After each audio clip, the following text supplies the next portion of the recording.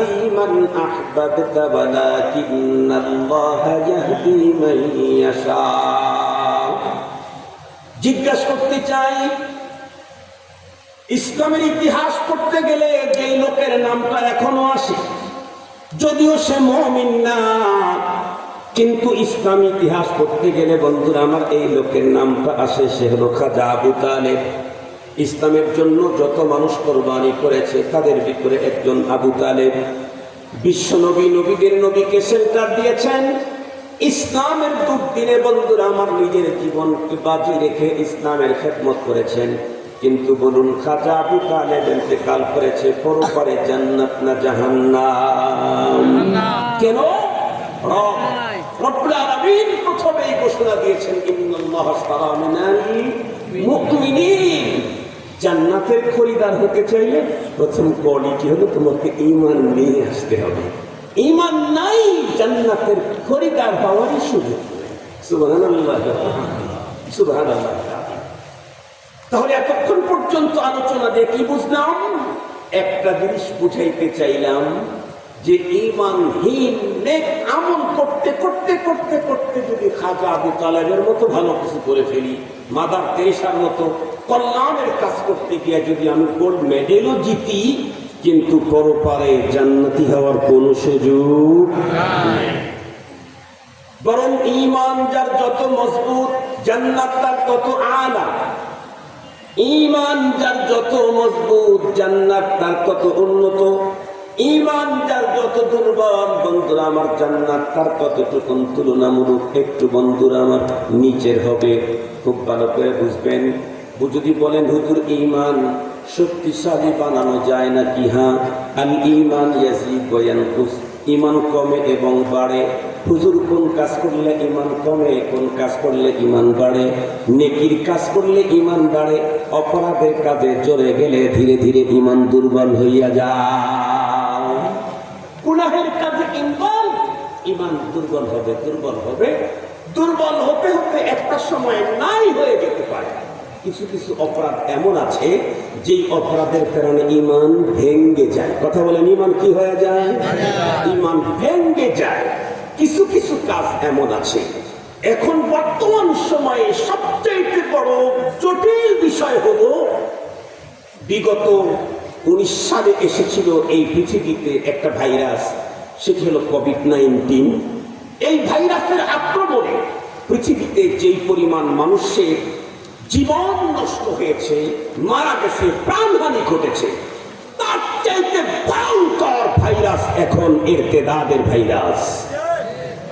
এখন এই আমাদের দেশে বিল খুসুস সামনে নির্বাচন আসতেছে, বিগত দুর্গা পূজা, এই জাতীয় জিনিসটাকে সামনে রেখে এখন যেন মানুষের ঈমান ভেঙ্গে যাওয়ার এক ভয়ঙ্কর মহামারী রূপ পেয়েছে। মহামারী, ঈমান নষ্ট হয়ে যাচ্ছে, ঈমান হারিয়ে যাচ্ছে। অথচ যার ঈমান হারাচ্ছে মনে করতেছে আমার ঈমান তো ঠিকই আছে, আমি মসজিদে যাই, আমি মসজিদের মোতাওয়াল্লি, আমি 10টায় বৃদ্ধাশ্রম চালাই, আমি এতিমখানা করে দিয়েছি, আমি একসঙ্গে 500টা মডেল মসজিদ করেছি। জান্নাত যদি এদেশের কেউ পায় আমি প্রথম পাবো, কারণ এই জাতীয় কাজ তো আর কেউ করে নেই। কিন্তু আগেই আপনাদেরকে বলে দিয়েছি, জান্নাতের খরিদার হতে চাইলে কি জানি হতে হবে? ঈমান। ঈমান যদি দুর্বল হয় তবুও জান্নাতের খরিদার হওয়া যায়, জান্নাত পাওয়া যায়। কিন্তু ঈমান যদি ভেঙ্গে যায়, কথা বলেন না কেন, ঈমান যদি ভেঙ্গে যায় তাহলে কিন্তু আর হওয়া যায়। আপনাদেরকে একটা মিসাল দিলে ছোটরাও বুঝবে, বড়রাও বুঝবে, বাসার ভিতরে মহিলারাও বুঝবে। আমরা ওযু করি না, ওযু নামাজের জন্য ওযু করি না। কোন একজন মুসল্লি ওযু করছে তো করছে, সে ওযু করেছে ইসবাগে ওযু, মানে সর্বোচ্চ উন্নত ওযু করেছে। জমজমের পানি নিয়ে সেই পানি দিয়ে ওযু করতেছে, আর ওযু করার সময় মালা বুদ্ধা কিতাবটাও খুলে নিছে। কারণ ওযুর ভিতরে যত ইখতিলাফ, মালা বুদ্ধার চাইতে বেশি ইখতিলাফ মনে হয় আর দুনিয়ার কোনো ফিকহার কিতাবে লেখা নেই। তো চিন্তা করলো যে এইটা খুলে যদি সব ইমামের মতে সুন্নত হয় যেটা, সেই জাতীয় ওযু আমি করবো। তো ওটা খুলে ওযু কমপ্লিট করলো, এত উন্নত ওযু করলো জমজমের পানি দিয়ে। তার মানে এই অজু তো কিয়ামত পর্যন্তই চলবে। আপনারা তো আসতে কথা বলেন কি? আমি আগের হুজুর যিনি ওয়াজ করেছেন ওনার দুই কান ভালো, আমার এক কান অফ, এক কান ভালো। আমার আওয়াজ দিতে হবে ডাবল। দিতে পারবেন তো ইনশাআল্লাহ? মাশাআল্লাহ। তার মানে এই অজু কি আর ভাঙার সম্ভাবনা আছে? একটু ফ্যানটা এদিক দিলে ভালো হয়। অজু কি ভাঙতে পারে? কথা বলেন, ভাঙতে পারে? কয়দিন পর ভাঙবে অজু? 1 মাস? কখন? অজু ভাঙ্গার কারণ পাওয়া যাবে যখন অজু ভেঙে যাবে তখন।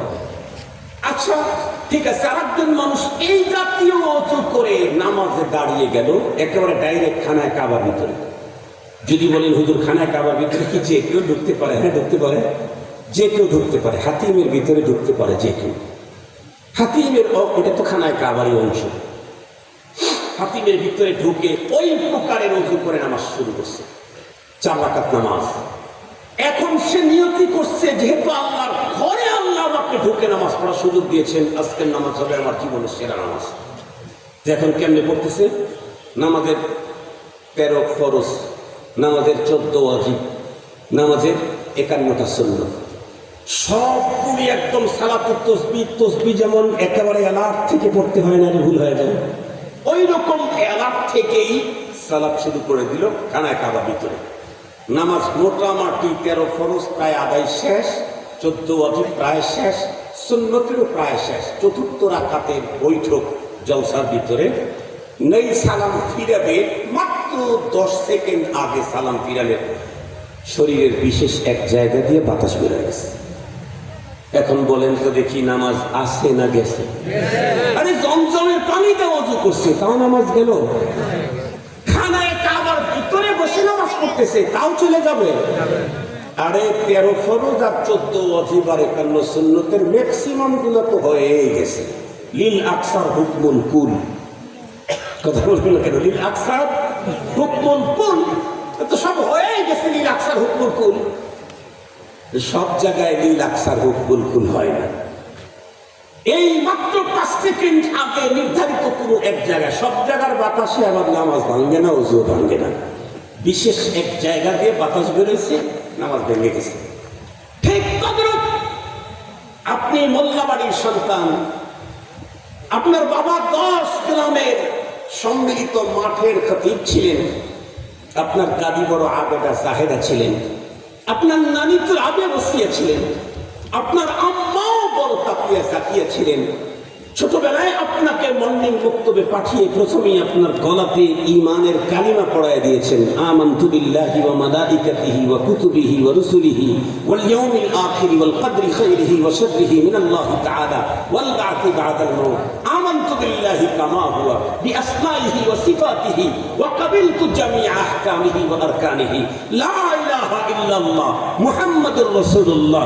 আশহাদু আল্লা ইলাহা ইল্লাল্লাহ ওয়া আশহাদু আন্না মুহাম্মাদান আবদুহু ওয়া রাসূলুহু। এক কথা 4 প্রকারের শব্দ দিয়া আপনার সিনাতে 100% নিতেন, ক্লিন করে ঢুকায় দিয়েছিল।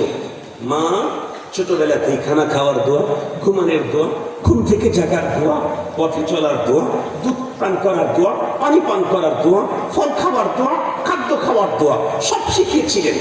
কিন্তু আপনি যখন একটু বেড়ে উঠলেন, রপ্তা রপ্তা প্রাইমারিতে চলে গেলেন, এরপরে হাই স্কুলে চলে গেলেন, এরপরে কলেজ লাইফে ঢুকলেন, এরপরে ইউনিভার্সিটি, এরপরে উন্নত ডিগ্রি অর্জন করার জন্য দেশের এরিয়া পেরিয়ে বিদেশে, ভিন দেশে চলে গেলেন।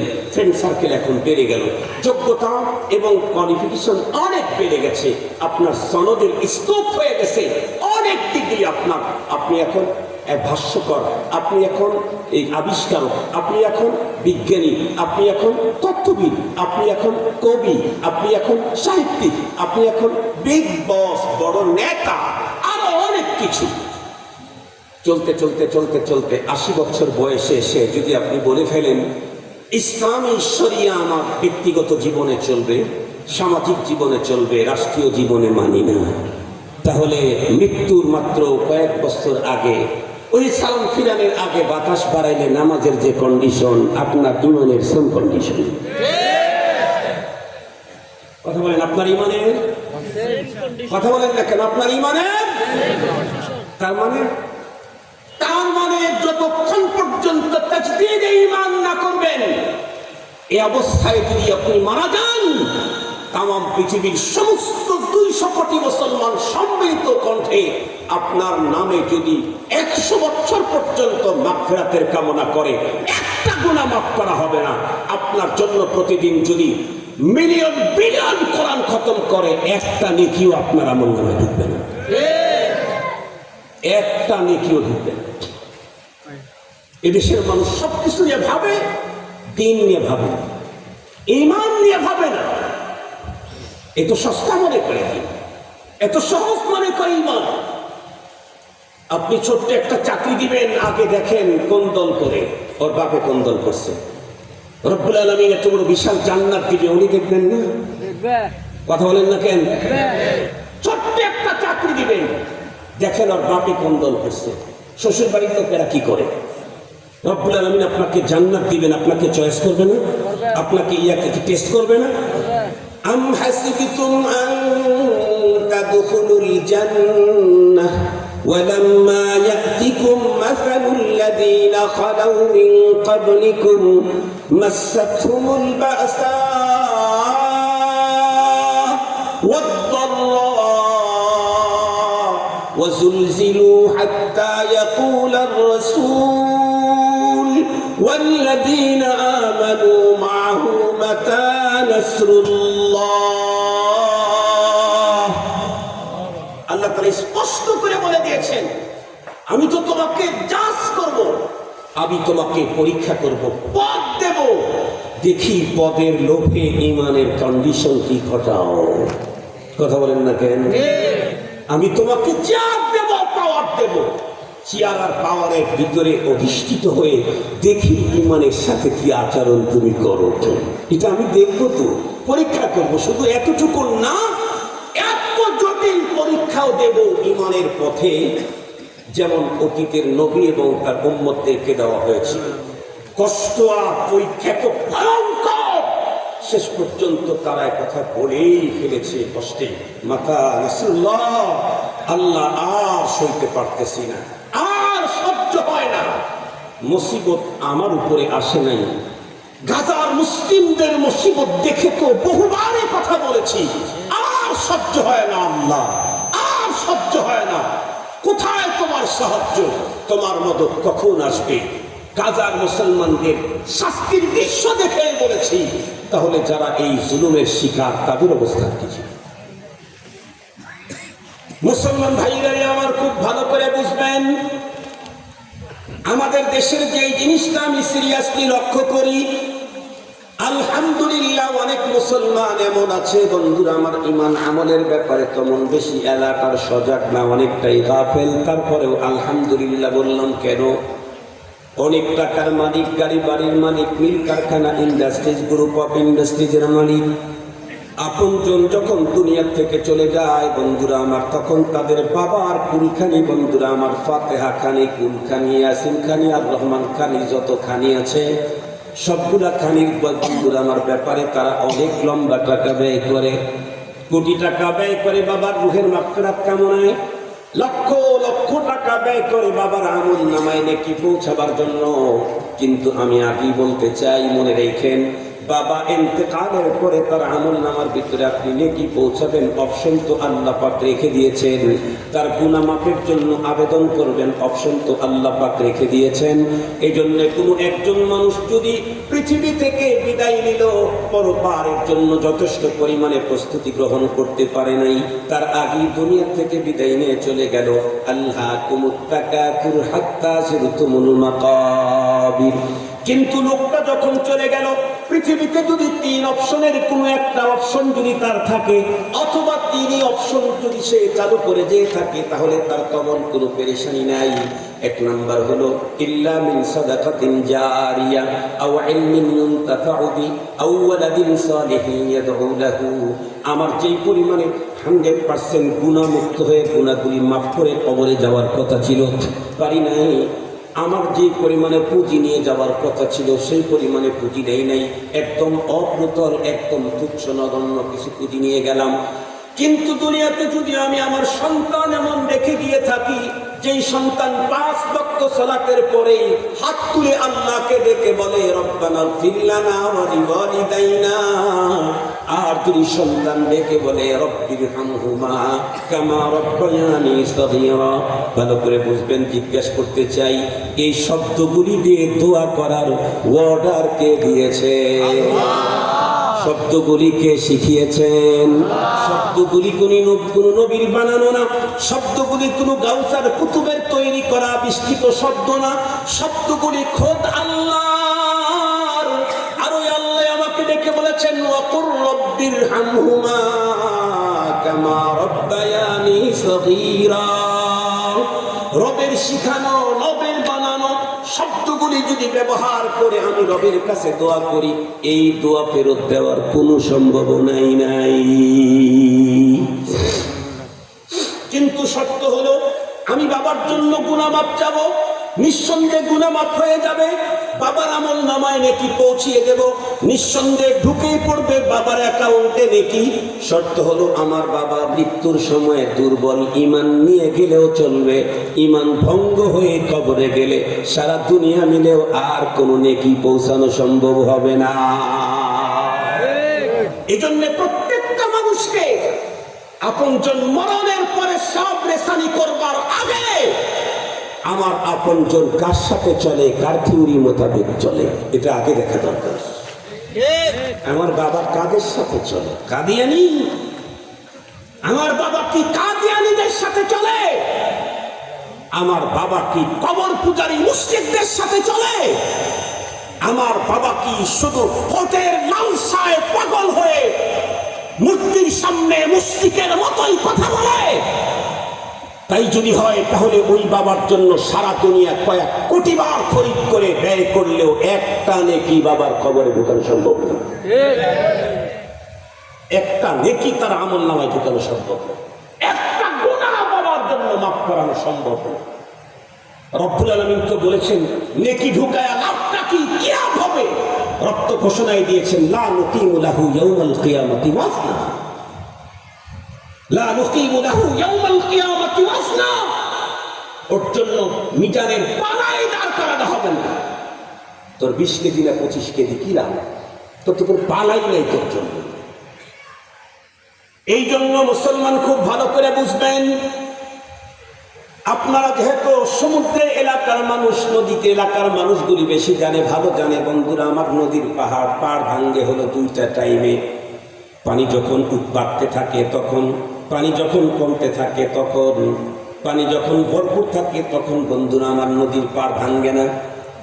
ইসলামের শুরু জামানায় যেমন ইসলামের উপরে চলা বড় কঠিন ছিল, ইসলাম গ্রহণ করা, বন্ধুরা আমার দুনিয়ার শেষ মুহূর্তেও ইসলামের উপরে চলা তার চাইতে বড় কঠিন।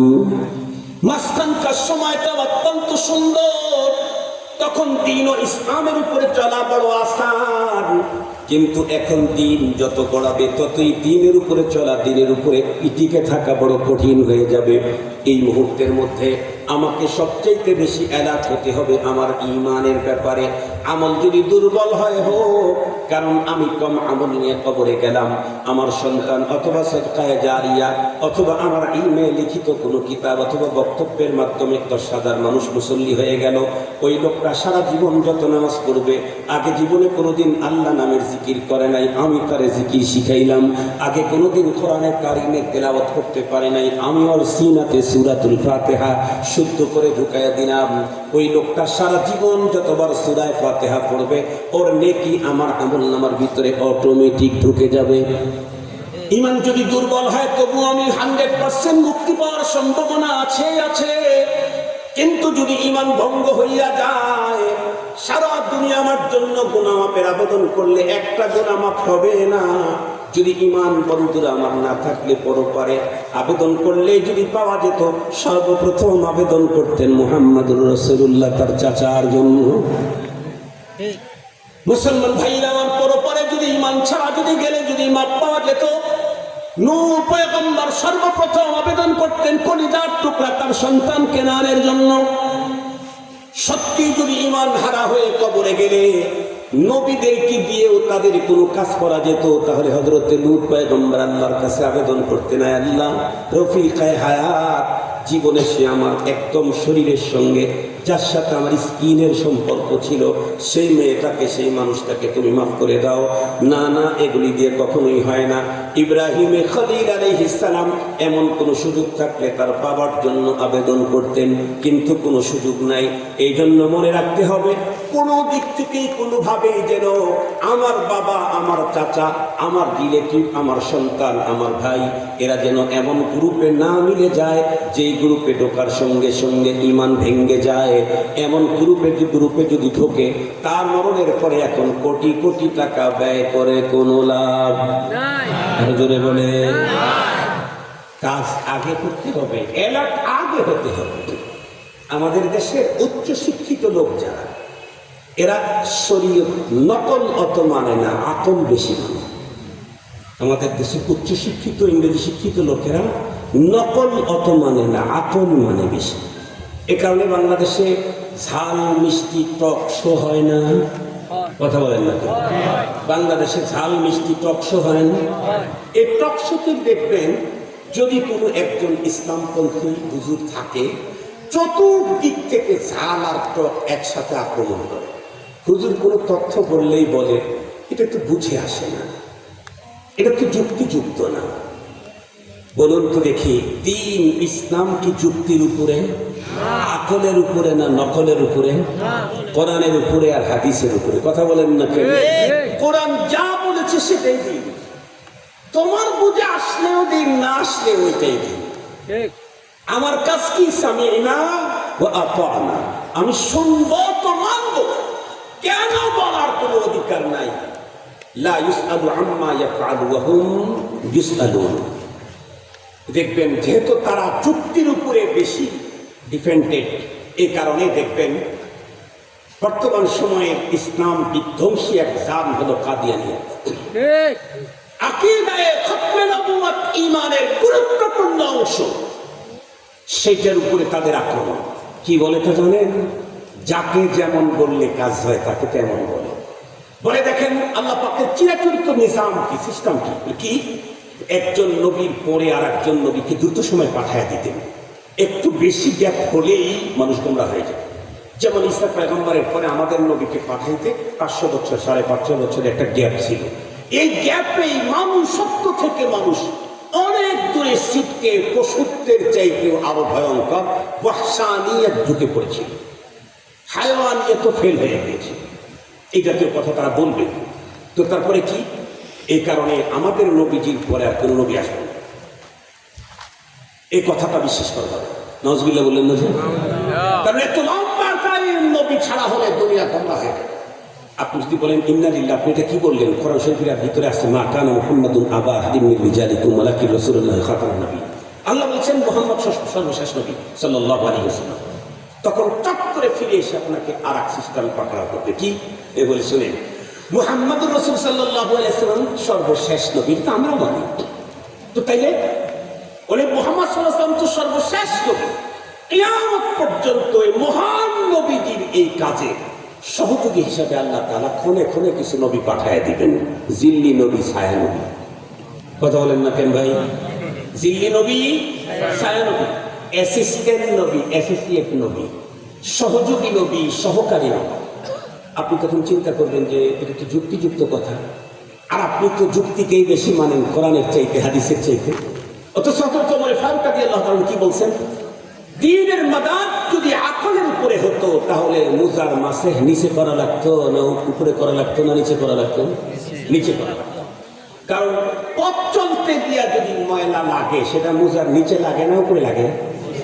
কিন্তু সারা দুনিয়ার মানুষ মোজা মাসের করতে উপরে করে না নিচে করে? আপনারা কোনটা করেন? নিচে। আর যারা বলেন নিচে। আপনি যখন হাঁটেন তখন এই দিক দিয়ে হাঁটেন না এরকম করে হাঁটেন?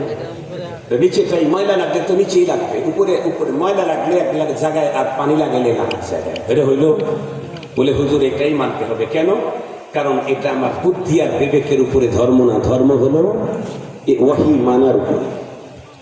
ওনারা তো বিবেকের উপরে, কারণে এরকম হাজার হাজার বড় বড় শিক্ষিত এখন কাদিয়ানি হয়ে যাচ্ছে। আকীদায়ে খতমে নবুওয়াত, এটাকে সংরক্ষণ করা, এটার পক্ষে কাজ করা প্রতিটি মুমিনের ঈমানি দায়িত্ব। এদেশের কত মানুষ বলে আমার নেতার আদর্শ আমি বুকে ধারণ করে মরতে রাজি আছি। কেউ অমুক বন্ধু, কেউ তমক বন্ধু। অমুক বন্ধু তমক বন্ধু বুঝলাম তো, বুঝছেন তো? বাংলাদেশে 2 বন্ধু ছিল। বাংলাদেশে কয় বন্ধু ছিল? আরো কথা বলেন না কেন? বাংলাদেশে কয় বন্ধু ছিল? আছে না 2 জন গেছে? 2 জন মারা গেছে। 2 বন্ধু ছিল বাংলাদেশে। আমি অমুক বন্ধু, আমি তমক বন্ধুর আদর্শ লালন করি, আমি অমুকের আমি তমকের আদর্শ লালন করি। কি লাভ দেয় মুসলমানের বাচ্চারা? অথচ যাদের আদর্শ সে লালন করে, সেই আদর্শ সেই নেতা মরে যাওয়ার পরে তাদের কবরে শিয়াল আর শিয়াল ছাড়া আর কি বলে এই জাতীয় কিছু ছাড়া কেউ যায় না। তারা যায় হলো বিশেষ দিনে কিছু উপরে ফুল দিয়ে আসে, আর কেউ যায় না। আর আমরা এমন এক মহামানবের আদর্শ ধারণ করি যার রওজায়ে আতহারের পাশে লোককে ধাক্কায় সরানো যায় না। সারাদিন সারাক্ষণ তামাম রাত তামাম দিন সারা দুনিয়া থেকে যায়। যেই নেতাকে শুধু চয়েস করেন নাই, সিরিয়াস চয়েস করে তৈরি করেছেন স্বয়ং আল্লাহ। আমরা তারও দেশলাম। সুতরাং অমুক বন্ধু তমুক বন্ধুর আদর্শ প্রতিষ্ঠিত করতে গিয়া যদি জীবন দিতে পারে, মুহাম্মদুর রাসূল সাল্লাল্লাহু আলাইহি ওয়াসাল্লামের খতমে নবুওয়াতের আকীদায়ে খতমে নবুওয়াতের মতো গুরুত্বপূর্ণ ঈমানের অঙ্গ রক্ষা করতে গিয়া আমরাও জীবন দিতে পারি, জীবন দিয়েছি। আগামী 15ই নভেম্বর ঢাকার ঐতিহাসিক সোহরাওয়ার্দী উদ্যানে খতমে নবুওয়াত সম্মেলন হতে যাচ্ছে। বিভিন্ন দেশ থেকে, আরব আমিরাত, ইন্ডিয়া, পাকিস্তান, বিভিন্ন দেশ থেকে হযরত উলামায়ে কেরাম, বর্তমান পৃথিবীর সেরা উলামায়ে কেরাম আসবেন। আপনাদেরকে দাওয়াত দিয়ে গেলাম। শনিদম কে দর রোজে উম্মীদ ও বিন বদারা বানে কা ববখশত করিম রহমতে হক বাহানা মিজুয়াত। আল্লাহর দয়া তো বাহানা খুঁজে সেই দ্বীপ এরিয়া বহিষ্কারী থেকে শুধুই পয়গম্বরের মহব্বতে সোহরাওয়ার্দী উদ্যানে উপস্থিত হয়েছিলাম। আল্লাহ, তুমি আমাকে এই উসিলায় ক্ষমা করে দাও। খতমে নবুওয়াত তুমি যেই চেয়ার তোমার রাসূলকে দান করেছিলে, সেই চেয়ার নিয়ে যারা তালাহেস্তা করেছে তাদের দাঁত ভাঙ্গা জবাব দেওয়ার জন্য গিয়েছিলাম।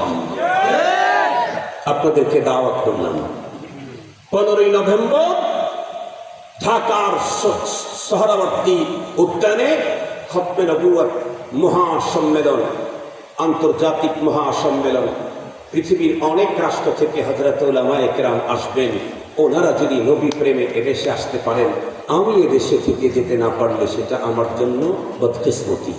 আল্লাহ তাআলা আমাদের সকলকেই আলোচিত কথা বুঝবার, এরপরে আমল করবার তৌফিক দান করুন। একটা কথা বলে শেষ করে দিই।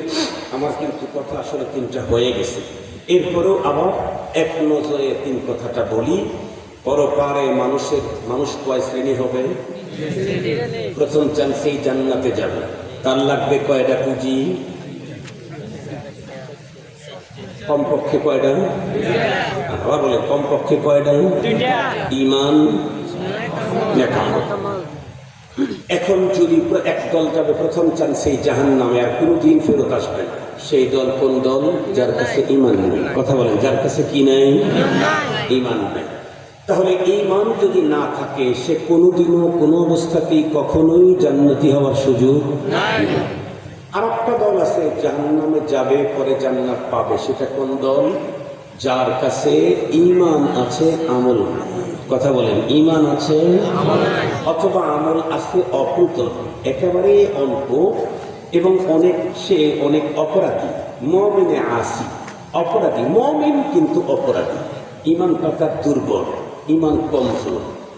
এই গ্রুপটা প্রথমে হয়তো আল্লাহ তাআলা তাদেরকে জাহান্নামে দিবেন, চাইলে না দিবেন। ওই যে বলছি না, আমি কাউকে চাইলে বিনা পয়সায় চশমাটা দিতে পারি কিনা? তো আমার চশমা যদি আমি বিনা পয়সায় দিতে পারি, আল্লাহ তার জান্নাতকে অপরাধী বান্দাকেও দিতে পারবে। তবে শর্ত হলো তার বান্দা হতে হবে, মুমিন হতে হবে। কথা কি বুঝাতে পারছি আপনাদেরকে?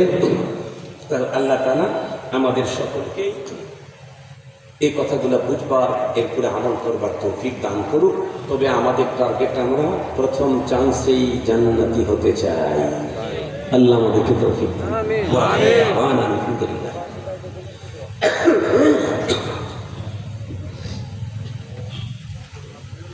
এটা কোথাও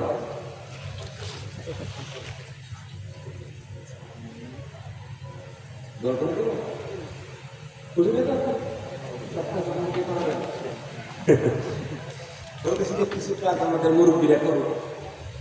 আমরা যারা তুলনামূলক বয়স কম, তাদের চাইতে মুরব্বীদের দুয়াতে পাওয়া বেশি। আমার নামাজ হলো, কথার কথা বলতেছি, 40-30 বছরের নামাজ। হুজুরের আছে 50 বছরের নামাজ। জি এটা বলতে হবে না। আমি চিনি যে কোন এলাকায় 27 বছর হয়ে বাস করি, তো 27 বছর হয়ে গেছে। আমি জানি কোন এলাকায় কোন কোন কথা বলে দোয়া করতে হয়, মোটামুটি আমি জানি। চিটাগাং, কক্সবাজার, কুমিল্লা, এই এলাকায় প্রবাসীদের জন্য দোয়া করতে হয়, কারণ এই অঞ্চলে প্রবাসী বেশি।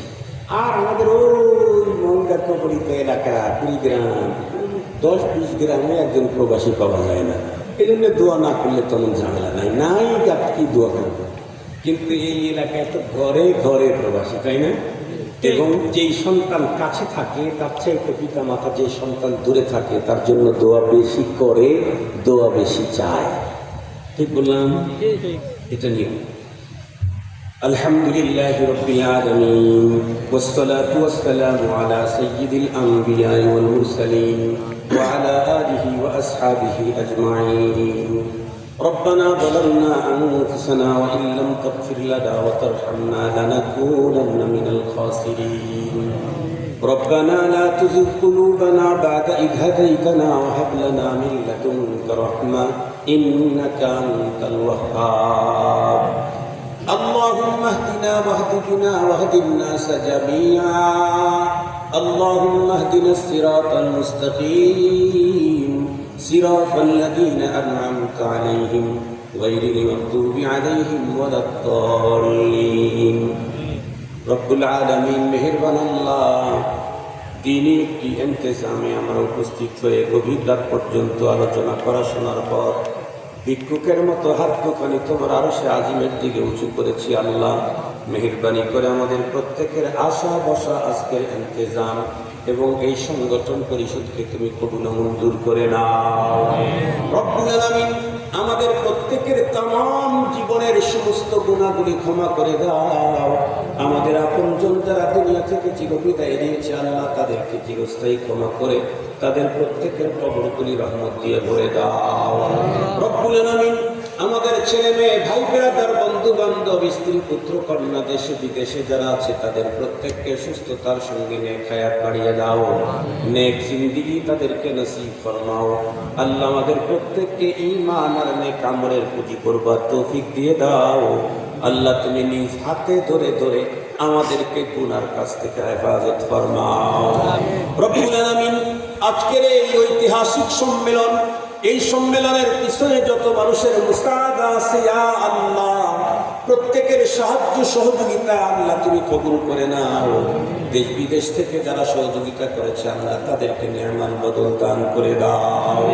রব্বুল আলামিন যেই সম্মেলন এখানে শুরু হয়েছে, তোমার কাছে আমাদের সম্মিলিত আবেদন, ইয়া আল্লাহ যতদিন পর্যন্ত তোমার আসমানে সূর্য উদয় হবে অস্ত যাবে, ততদিন পর্যন্ত এই ময়দানকে কোরআনের মাহফিলের জন্য কবুল করে নাও।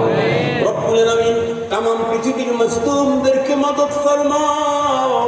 তামাম পৃথিবীর মুসলিম মা বোনদের ইজ্জত, আবরু, জান, মাল তুমি হেফাজত করো আল্লাহ। এই পৃথিবীতে একজন মুসলিম মা বোনদের ইজ্জত যেন লুণ্ঠিত না হয়, সকলের ইজ্জত জান মাল রক্ষা করো আল্লাহ। ও রব্বে কারীম, উইগরের মুসলমানদেরকে বাঁচাও। গাজার মুসলমানদেরকে রক্ষা করো। আমাদের প্রতিবেশী রাষ্ট্রে ইসলামী স্থাপনাগুলা বুলডোজার দিয়ে ভেঙে চুরমার করা হচ্ছে। আল্লাহ, সমস্ত ইসলামী স্থাপনাগুলা তুমি হেফাজত ফরমাও। ওগো রব্বে করিম, তোমার কুদরতে পা জড়ায় ধরে বলি, আগামী দিনে আমাদের দেশের রাষ্ট্রীয় ক্ষমতায় তাদেরকে বসাও যারা তোমার দ্বীনের কাজ করবে, যারা এদেশের মানুষের জান মালের কদর করবে, যারা ইসলামের কাজ করবে, দ্বীনের কাজ করবে। আল্লাহ, তাদেরকে তুমি আগামী দিনে ক্ষমতায় বসায় দাও। ধোঁকাবাজ মুনাফিকদের জালেমদের থেকে দেশের মুসলমানদেরকে বাঁচাও। রব্বুল আলামিন মেহেরবান আল্লাহ, সমস্ত মাদারিসে দ্বীনি আমরা কি যে ইসলাম হেফাজত ফরমাও। মাসাজিদ দুই হক্কানি পীরদের খানকাগুলো রক্ষা করো। আল্লাহ, আল্লাহ আমাদের ঈমান তুমি বাঁচাও, আমাদেরকে নেক আমলের তৌফিক দান করে দাও। আল্লাহ, ভবিষ্যৎ প্রজন্ম যারা আসবে তাদেরকে কুফর শিরক বেদাতের ছোঁয়া থেকে রক্ষা করো। আল্লাহ রব্বুল আলামিন, কাঁদলে কোন বৈধ তামান্না আছে কবুল করে নাও, জায়েজ হাজতগুলি পূরণ করে দাও। কারণ তো এখন ব্যথা বেদনা আছে, আল্লাহ তুমি দূর করে দাও। কে কোন রোগে আক্রান্ত, ইয়া রাব্বাল আলামিন শিফায়ে কামিলা আজিলা নসিব ফরমাও। রব্বুল আলামিন, তোমার কাছে ইজ্জতের জীবন চাই, বেইজ্জতি থেকে বাঁচাও। আল্লাহ, ইজ্জতের জীবন দান করো। আল্লাহ, আসানির জীবন দাও। গুনাহ মুক্ত, পেরেশানি মুক্ত জীবন আমাদের প্রত্যেককে দান করে দাও। আল্লাহ রব্বুল আলামিন, তোমার কুদরতের পায়ে জড়ায় ধরে বলি, আমাদেরকে দাওয়াত দিয়ে তোমার খানায় কাবার মেহমান বানাও। ইয়া আল্লাহ, তোমার হাবিবের রওজার পাশে দাঁড়াইয়া বুক ভরা সালাম তোমার পয়গম্বরের কান মুবারকে পৌঁছাবার তৌফিক দিয়ে দাও। রব্বুল আলামিন, জীবনে কোনো এক রাত্রে স্বপ্নে ঘরে তোমার পেয়ারা হাবিবের নূরানি চেহারা দেখায়া দাও। আল্লাহ, মাহফিল ইন্তেজামে কমিটিতে যারা আছে, বাইরে যারা সহযোগী আছে, তাদের প্রত্যেককে কবুল ফরমাও। প্রত্যেকের দিন দুগুণা রাত চুগুণা দিনই তারাক্কি দান করে দাও। ইয়া আল্লাহ, আমরা প্রত্যেকে বয়ান মোনাজাতের শেষে নিজ গন্তব্যের দিকে রওনা করবো। ইয়া আল্লাহ, রাস্তার ভিতরে মিয়াওয়াজি আদা আমাদেরকে সিকিউরিটি দাও, নিরাপত্তা দিয়ে আমাদেরকে সহি সালেম গন্তব্যে পৌঁছিয়ে দাও। রব্বানা তাকাব্বাল মিন্না ইন্নাকা আনতাস সামিউল আলিম ওয়া তুব আলাইনা ইয়া মাওলানা ইন্নাকা আনতাত তাওয়াবুর রহিম। ওয়া সাল্লাল্লাহু তাআলা আলা খায়রি খালকিহি মুহাম্মদ ওয়া আলা আলিহি ওয়া সাহবিহি আজমাইন ওয়ারহামনা মাআহুম বিরহমাতিকা ইয়া আরহামার রাহিমিন। আসসালামু আলাইকুম।